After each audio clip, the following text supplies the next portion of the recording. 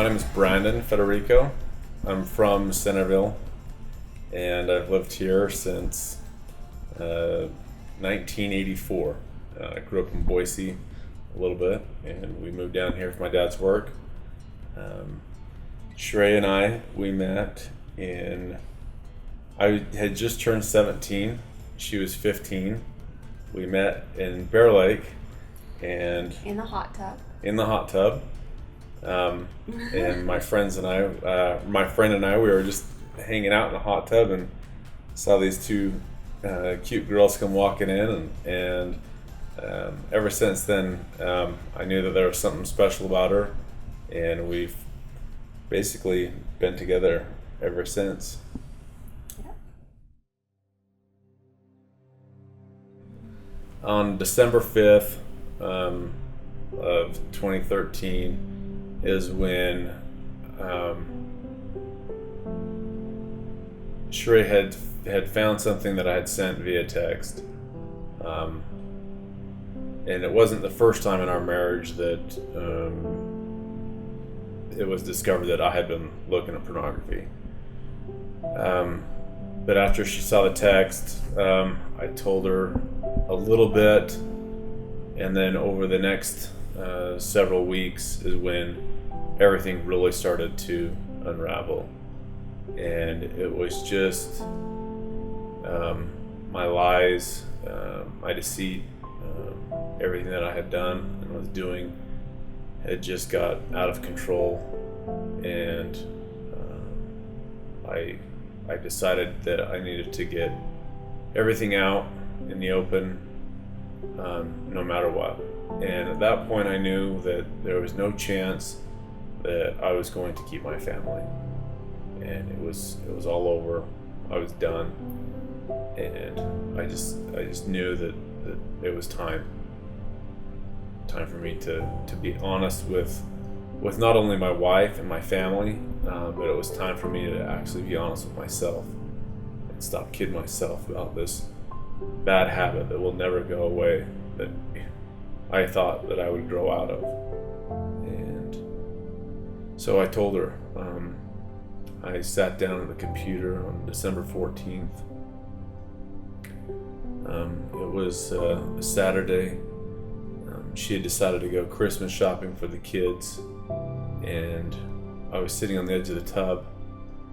She looked at me and she said, "You're not telling me everything. There's more." And it was at that point I just knew that I needed to sit down and just tell her everything. And so I did. I sat down on the computer and I typed up a letter to her, just telling her everything that I had done, and I sent it to her. Well, receiving that email was horrible. It was the worst day of my life. Throughout our marriage, there had been many times that I questioned his faithfulness with particular women, and I just always had a feeling that there were things that weren't right.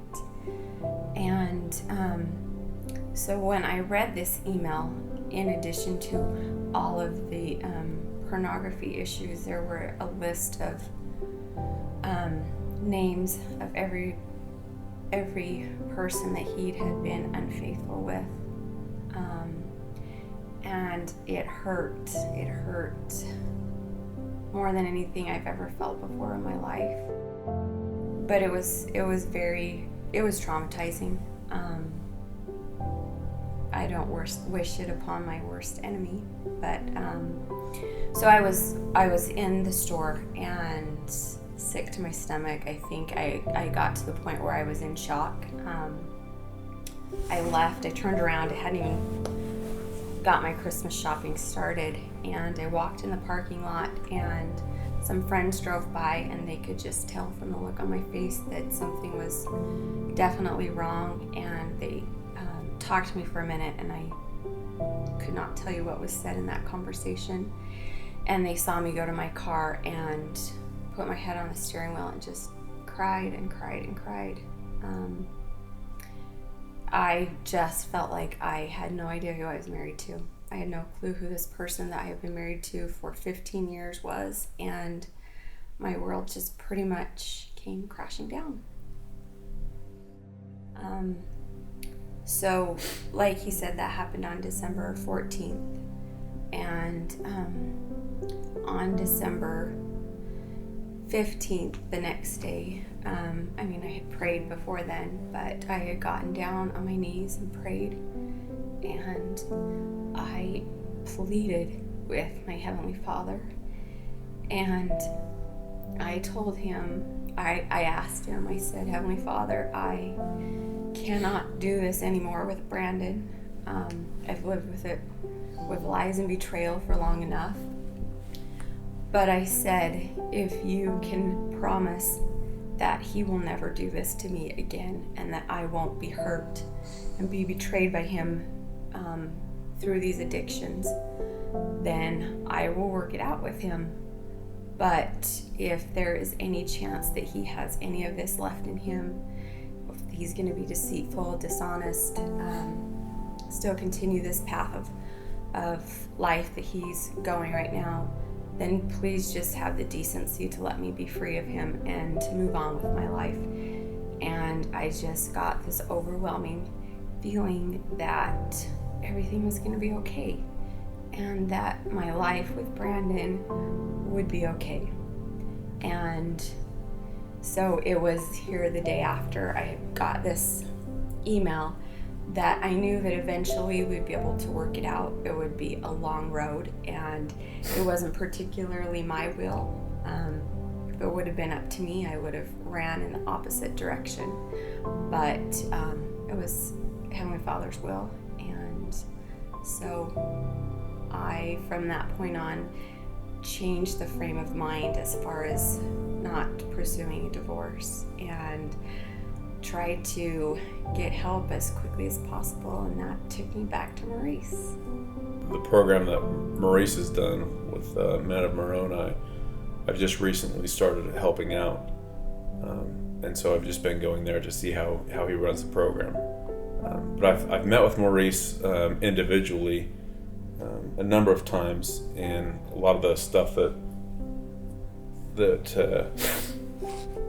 Maurice has taught me is, and which differentiates from any other sort of recovery program, is how the adversary attacks and how the adversary works to try to get me to mess up, and so really focusing on how the adversary works against me sets his program apart from anything else.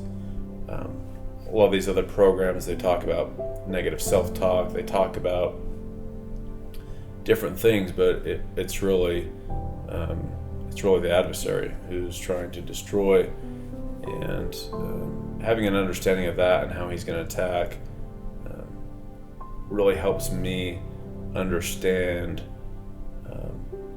what I need to be doing, and as I sit there and focus on how the adversary is going to attack, it helps me so that I can put up my walls and fortify myself to overcome any challenges or temptations that are going to be thrown my way.